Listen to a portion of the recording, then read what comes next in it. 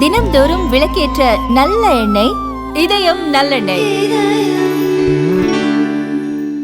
நாமக்கல் மாவட்டம் பரமத்தி வேலூரில் தொழில் போட்டி காரணமாக திமுக மாணவர் அணி அமைப்பாளர் கிட்டு தமிழ் ஒருவரை தாக்கியதாக புகார் எழுந்துள்ளது. பரமத்தி வேலூரில் கோழிக்கடை நடத்தி வருபவர் கில்வர் நபி. அவருக்கு திமுக முன்னாள் நகர துணை செயலாளரான தனபால் என்பவரது மகனும் திமுக மாணவர் அணி அமைப்பாளருமான கிட்டு தமிழுக்கும் இடையே தொழில் ரீதியான முன்விரோதம் இருந்ததாக கூறப்படுகிறது.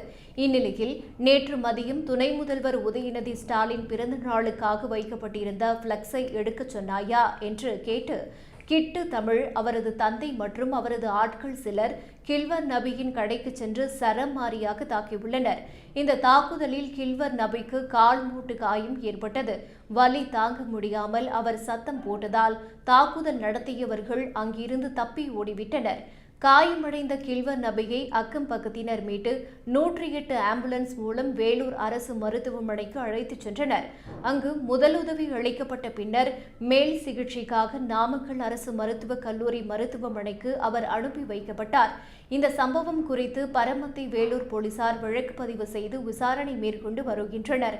தாக்குதலில் பாதிக்கப்பட்டவர் தனபால் மற்றும் கிட்டு தமிழ் மீது சட்ட ரீதியான நடவடிக்கை எடுத்து சிறை தண்டனை வழங்க வேண்டும் என்று கோரிக்கை விடுத்துள்ளார்.